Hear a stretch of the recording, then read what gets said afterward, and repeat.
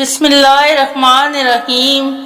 السلام علیکم۔ اپنے دلوں کو سکون دیں، لا حاصل کی پریشانی سے نکلیں، راضی با رضا ہونا سیکھیں۔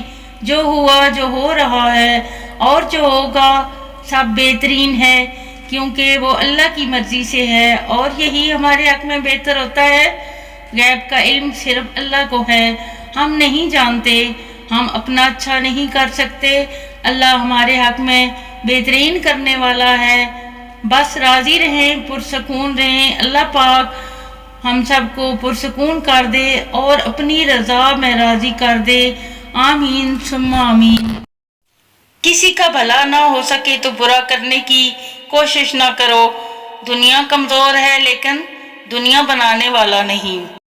اگر تمہارا دل بار بار تم سے اس بات پر لڑتا ہے کہ ابھی ہار نہیں ماننی، ابھی تو اور بھی شدت سے اللہ پر یقین رکھنا ہے، ابھی آسمانوں سے دعاؤں کی قبولیت اترتی دیکھنی ہے، ابھی تو کن فیکون کی خوشبو محسوس کرنی ہے، تو جان لو کہ اللہ کی طرف سے ہمت آ گئی ہے، بہت جلد معجزہ بھی آنے والا ہے۔